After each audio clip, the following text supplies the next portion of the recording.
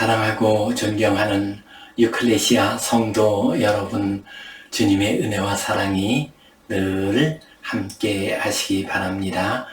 요엘 2장 28절 29절 말씀에 그 후에 내가 내 영을 만민에게 부어주리니 너희 자녀들이 장래일을 말할 것이요 너희 늙은이는 꿈을 꾸며 너희 젊은이는 이상을 볼 것이며 그때 내가 내 영을 남종과 여종에게 부어줄 것이며 말씀하셨습니다. 성령 강림주일이 되었습니다.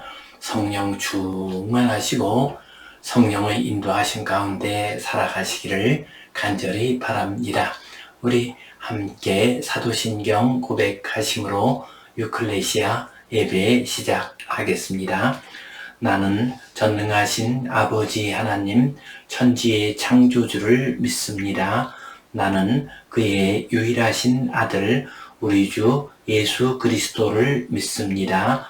그는 성령으로 잉태되어 동정녀 마리아에게서 나시고 본디오 빌라도에게 고난을 받아 십자가에 못 박혀 죽으시고 장사된 지 사흘 만에 죽은 자 가운데서 다시 살아나셨으며 하늘에 오르시어 전능하신 아버지 하나님 우편에 앉아 계시다가 거기로부터 살아있는 자와 죽은 자를 심판하러 오십니다. 나는 성령을 믿으며 거룩한 공교회와 성도의 교제와 죄를 용서받는 것과 몸의 부활과 영생을 믿습니다. 아멘. 우리 함께 찬송 190장 드리겠습니다.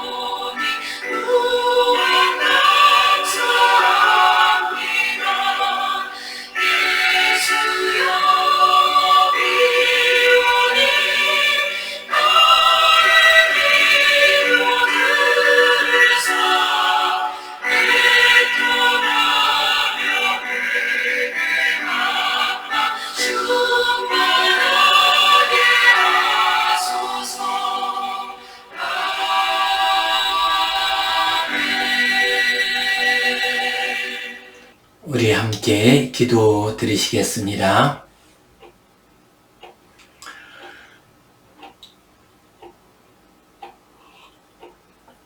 하나님 아버지 은혜에 감사합니다. 오늘도 저희에게 복된 날 허락해 주시고 주님 앞에 나와 예배하게 하시니 감사합니다.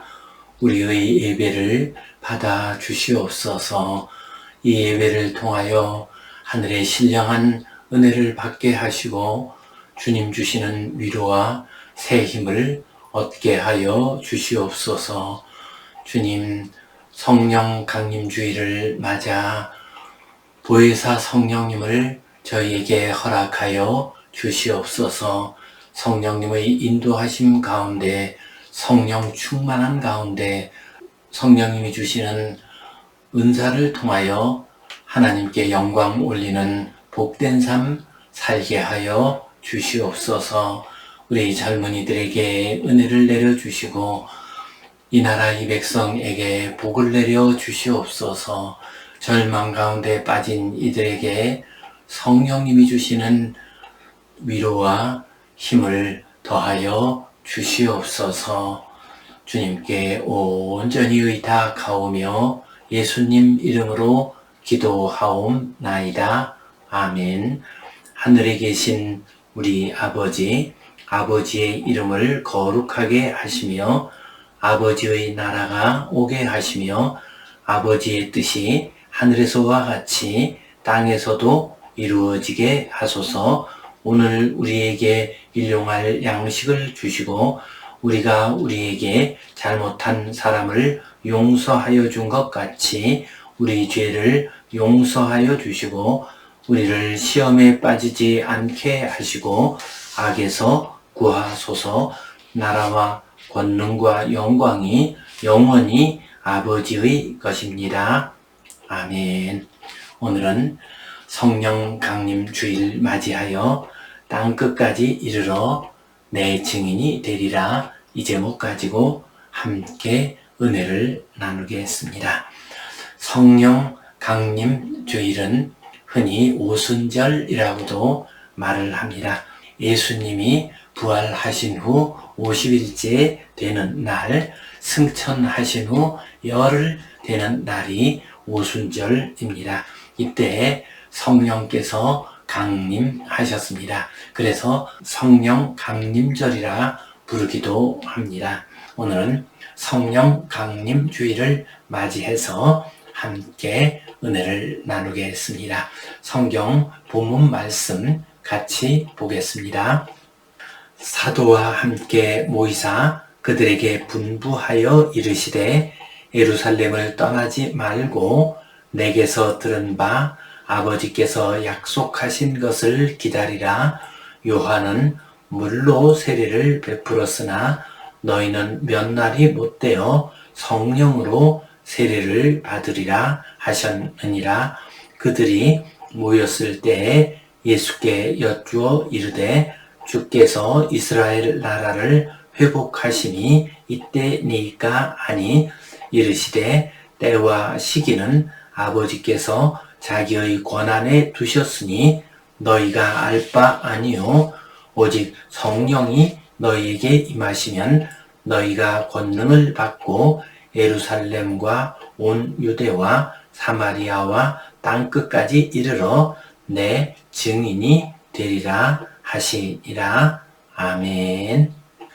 이 말씀은 주님께서 승천하시기 전에 마지막으로 그 제자들에게 하신 말씀입니다. 곧 성령을 기다리라. 그리고 성령을 받은 후에 너희가 내 증인이 될 것이다 라고 말씀을 하셨습니다. 우리 본문 말씀 같이 살펴보겠습니다.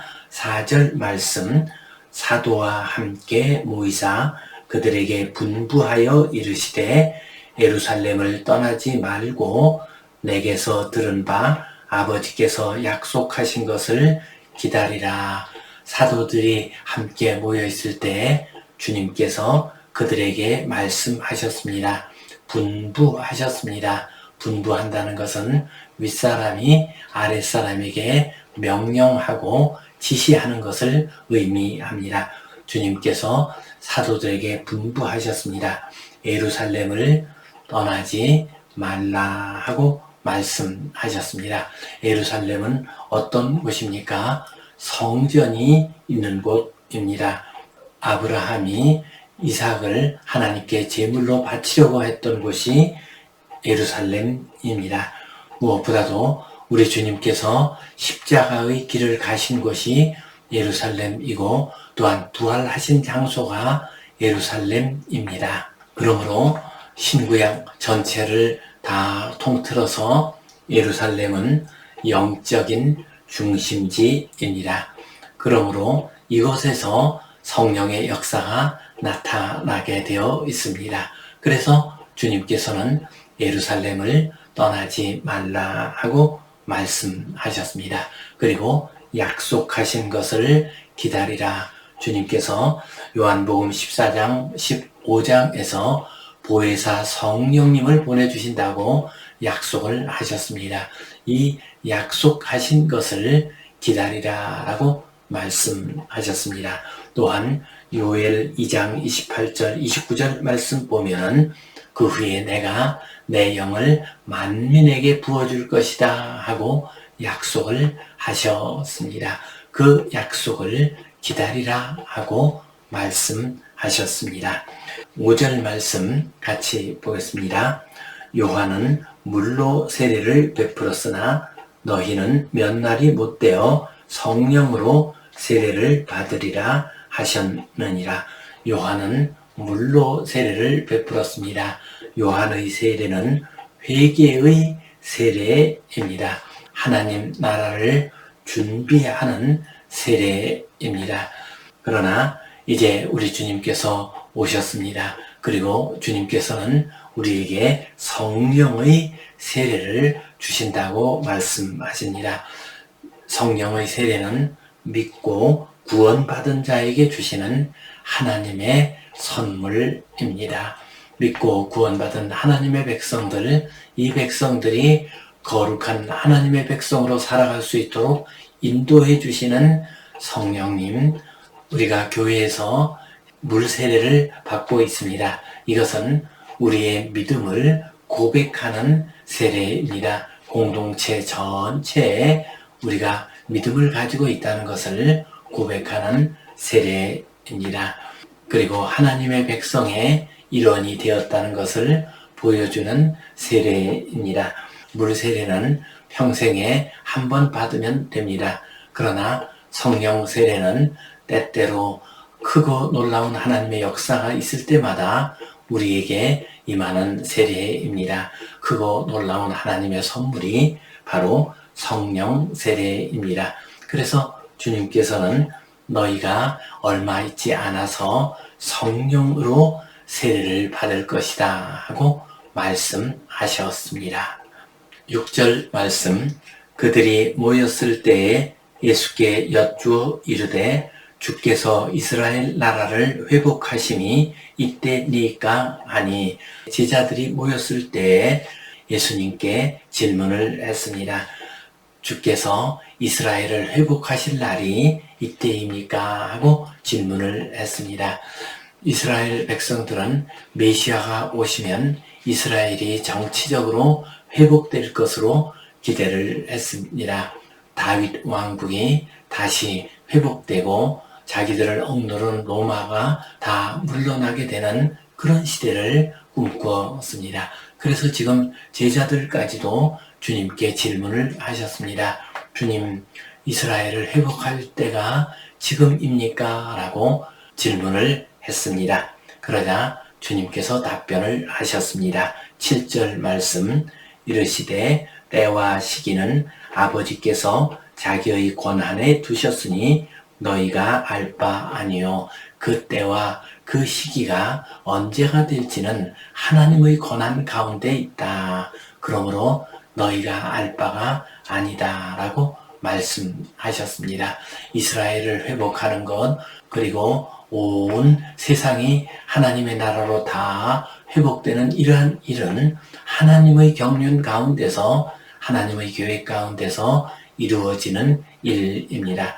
그러므로 우리는 그 때와 그 시기에 대해서 알려고 할 필요가 없습니다.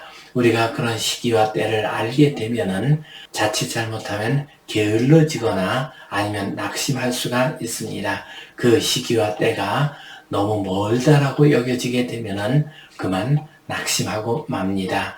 열심히 일할 의지를 잃어버릴 수가 있습니다. 반대로 그것이 금방 곧 이루어진다라고 할 것 같으면은 게을러질 수 있습니다. 우리는 다만 그 나라와 그 뜻을 이루는 일에 매일매일 최선을 다해서 열심히 하면 되는 것입니다. 8절 말씀, 오직 성령이 너희에게 임하시면 너희가 권능을 받고, 이 성령은 보혜사 성령이십니다. 이 성령님께서 임하시게 되면은 우리는 권능을 받게 됩니다. 권능이라고 하는 말이 헬라어로 디나미스입니다. 이 말은 지금도 살아있는 말이죠. 영어의 다이나믹스가 여기에서 온 말입니다. 성령의 권능은 우리 자신의 출세를 위해서나 우리 자신의 명예나 영광을 위해서 사용하는 것이 아닙니다.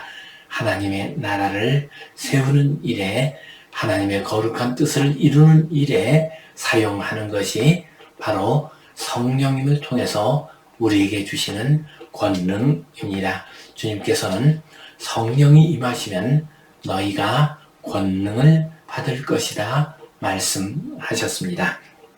권능을 받은 다음에는 예루살렘과 온 유대와 사마리아와 땅끝까지 이르러 내 증인이 되리라 말씀하셨습니다.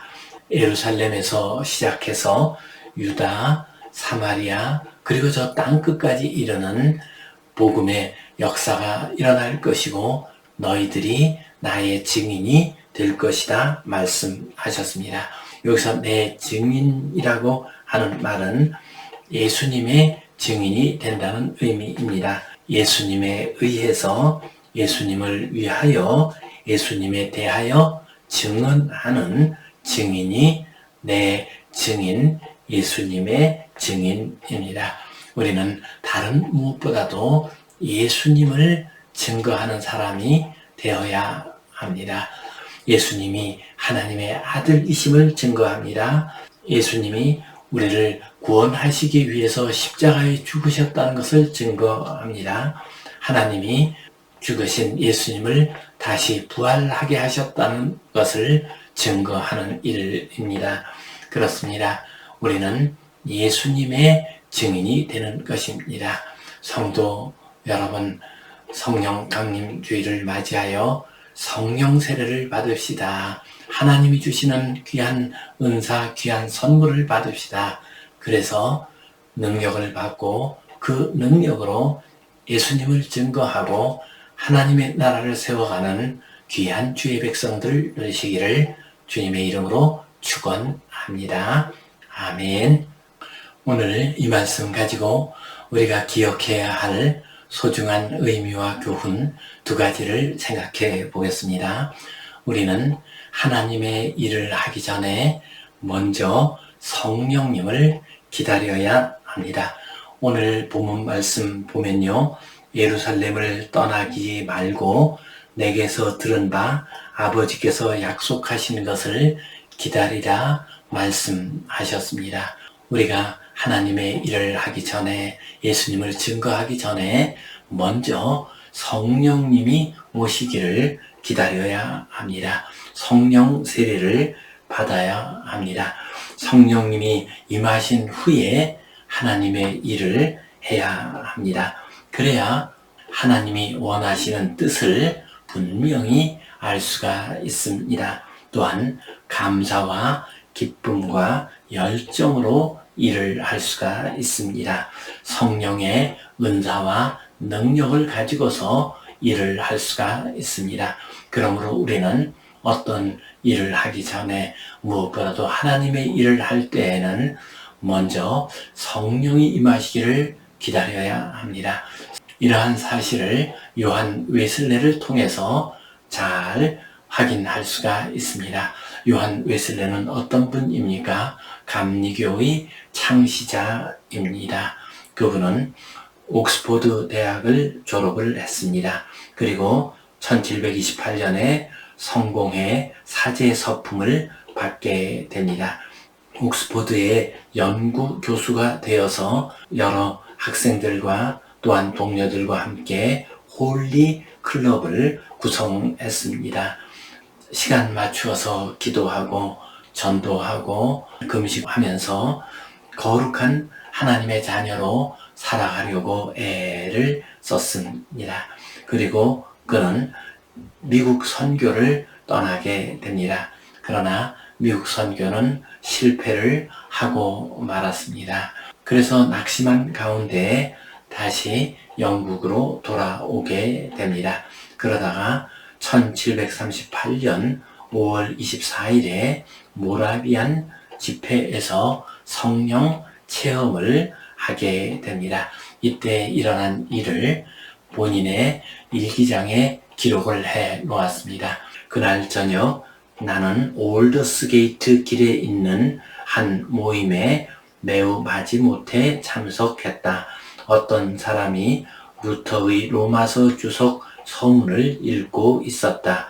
8시 45분쯤 그리스도에 대한 믿음을 통해 하나님께서 사람의 마음에 이루시는 변화를 서술하는 단락에서 나는 내 마음이 이상하게 뜨거워지는 것을 느꼈다.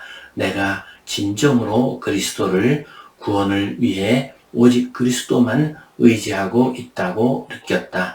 그리고 그분께서 진정 나의 죄를 나의 죄까지도 가져가셨다는 사실과 죄와 사망의 법에서 나를 구원하셨다는 확신이 내게 주어졌다. 그는 올더스게이트에 있는 한 집에서 성령 세례를 받게 됩니다. 그의 가슴이 뜨거워졌습니다. 그리고 예수님께서 우리의 죄를 깨끗이 씻으셨다는 확신을 가지게 되었습니다. 죄와 사망의 법에서 나를 구원해 주셨다는 확신을 가지게 되었습니다. 이때부터 요한 웨슬레의 사역은 놀라운 역사를 이루게 됩니다. 감리교 운동이 일어나게 됩니다. 영국 전체를 휩쓸었습니다. 그리고 세계로 뻗어나갔습니다. 한국 땅에도 감리교 운동은 계속되었습니다. 아펜젤라 선교사가 감리교 출신 선교사로 한국에 왔습니다. 배제학당을 세웠습니다. 또한 스크랜턴 여사는 이화학당을 세웠습니다. 그리고 정동교회를 세우게 됩니다. 우리나라 초대 대통령 이승만 대통령이 감리교인이었습니다. 유관순 열사도 감리교인이었습니다. 상록수 최용신 선생도 협성신학교 다니는 감리교 전도사였습니다. 이처럼 요한 웨슬레가 성령 세례를 받은 후에 크고 놀라운 성령의 역사, 하나님의 역사가 온 세상에 나타나게 되었습니다. 요한 웨슬레가 성령 세례를 받기 전에는 나름대로 열심히 살았습니다. 거룩하게 살고 또한 미국까지 가서 선교를 하려고 했습니다. 그러나 큰 열매를 거두지는 못했습니다. 그러나 성령 세례를 받은 이후에는 참으로 크고 놀라운 역사가 일어나게 되었습니다. 성도 여러분, 우리가 하나님의 일을 하면서 큰 역사를 이루려고 하면은 먼저 성령 세례를 받아야 합니다. 예수님이 약속하신 성령님을 기다리시고 성령님이 주시는 능력 가운데 일하심으로 크고 놀라운 역사를 이루어 가시기를 간절히 바랍니다. 아멘. 두 번째로 우리는 성령을 받은 후에 땅 끝까지 이르러 주님의 증인이 되어야 하겠습니다. 오늘 본문 1장 8절 말씀 보면 예루살렘과 온 유대와 사마리아와 땅끝까지 이르러 내 증인이 되리라 말씀하셨습니다. 초대교회 당시에는 바울 사도 당시에는 땅끝을 스페인으로 생각을 했습니다. 저 유럽의 서쪽 끝 스페인을 땅끝으로 생각을 했습니다. 또한 우리 한국에 온 미국 선교사들은 고요한 아침의 나라 조선 땅을 땅끝으로 생각을 했습니다. 지금 현재에는 흔히 땅끝을 북한이라고 합니다. 복음이 가장 들어가지 못하는 곳, 복음이 가장 큰 박해를 받고 있는 곳이 바로 땅끝입니다. 그러면 한국 사회에는 교회가 많이 세워져 있는 미국 같은 나라에는 땅끝이 없겠습니까? 아닙니다. 그곳에도 땅끝이 있습니다. 우리 시대의 땅끝은 어떤 곳입니까? 소망이 없는 절망의 땅을 의미합니다. 단테의 신곡에 보면은 단테가 지옥문 앞으로 갔습니다. 그때 지옥문에 이러한 귀절이 새겨져 있었습니다. 이곳에 온 자는 희망을 버리라 라고 새겨져 있었습니다. 바로 그 지옥문의 모습을 위대한 예술작품으로 만든 것이 로댕의 지옥문입니다. 그리고 우리들이 잘 알고 있는 생각하는 사람, 그 동상이 로댕의 지옥문 위쪽 부분에 만들어져 있습니다. 그렇습니다. 희망이 없는 곳, 그곳이 지옥입니다. 이 세상의 땅끝입니다. 천국의 소망을 전혀 가지지 못한 노인들은 땅끝에서 살고 있습니다. 경쟁에서 낙오되어서 실패하고 좌절한 젊은이들은 땅끝에서 살고 있습니다. 빈곤과 질병에 시달리고 있는 장년들, 어른들은 땅끝에서 살고 있습니다. 우리 주님께서는 이 땅끝까지 가서 예수님을 증거하라 말씀하셨습니다. 절망하고 있는 사람들, 소망이 없는 사람들에게 전하라 말씀하셨습니다. 이 말씀 기억하고 성령을 기다립시다. 성령 세례를 받읍시다. 성령의 능력을 받읍시다. 그래서 땅끝까지 예수님을 전하는 귀한 증인의 삶 살아가시기를 주님의 이름으로 축원합니다. 아멘. 기도하겠습니다. 하나님 아버지, 은혜에 감사합니다. 성령 강림 주일을 맞이하여 성령을 기다리고 성령 충만한 가운데 예수님을 증거하는 복된 삶 살게 하여 주시옵소서. 아무런 희망이 없다고 하면서 좌절하고 절망하고 있는 땅 끝까지 이르러 주님을 증거하게 하여 주시옵소서. 예수님 이름으로 기도하옵나이다. 아멘. 이제는 우리 주 예수 그리스도의 은혜와 하나님 아버지의 크신 사랑과 성령님의 감동, 감화하심, 교통하심, 위로하심, 회복하심의 역사가 성령 세례를 받고 땅끝까지 이르러 주님의 증인된 삶을 살기를 소원하는 모든 주의 백성들을 위해, 이 땅 위의 모든 교회들을 위해 이제로부터 영원토록 함께 하시옵기를 간절히 축원하옵나이다. 아멘.